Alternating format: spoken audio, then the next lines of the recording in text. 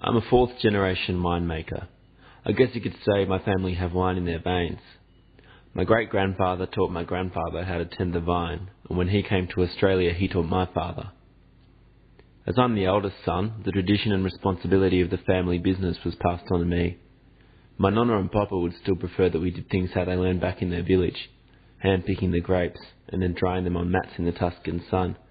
But I say, "Oh, nonna, you're in Australia now, so you got to learn how to do things the Aussie way." And she would say, "Parla più piano e ascolta, Marco. La stagione ti dice il tempo, no la macchina." To me, wine always reminds me of family gatherings, of all of us out in the evening summer sun, sitting around two trestle tables pushed together on our veranda. Some of us on chairs and others sitting on upturned crates. We'd be eating nonna's pasta, laughing and shouting, with our glasses clinking together. You see, every night after the picking, family, friends and seasonal workers are invited to stay and eat as one, and as a child I loved the noise and laughter.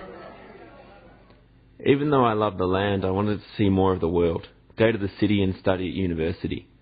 My father didn't want me to go. He said, "This is your destiny." But he let me go to study business management because I told him it would be good for us all in the long term. In those 3 years away, a whole new world opened up to me. I learned about profits and projections, corporations and shareholders, export potential in emerging markets, and I started to see the winery as a part of an industry, not just as a small family business, and it made me hungry. I suppose I wanted to prove myself to my family, to show them that I could take this small family business and turn it into something bigger, something to be proud of. I wondered how far I could take the business and show my nonna and papa what doing things the Aussie way might actually mean. Aside from a small operation out in the shed, my dad had always sold his harvest to Mr. Damasio down the road. He had a number of us grow for him, and he took our grapes and turned it into the wine. I thought to myself, if we could make a decent living just from growing the grapes, imagine how much money we could make from bottling the grapes. I figured that if we expanded, built some sheds and bought the right equipment, I could set us up for life. The major issue was getting the marketing right. I mean, everyone in my family knew how to make wine, and we'd all seen how Mr. Damasio's operation worked. It was just about finding the right market for us.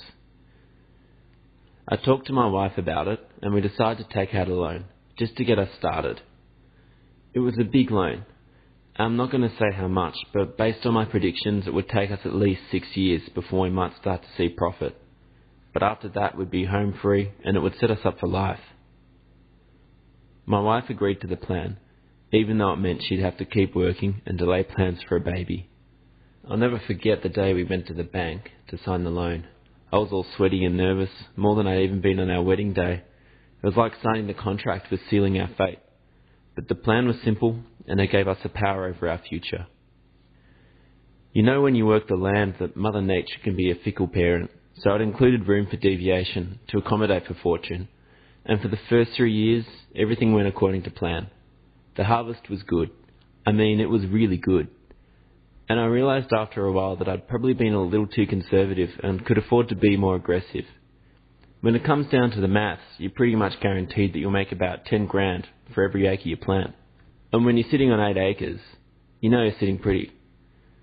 I figured that Jude could probably also cut back on work, and we could start a family. You see, even with the contract I negotiated with the distributor, I was still tossing a couple of odd ton of grape away at the end of each season.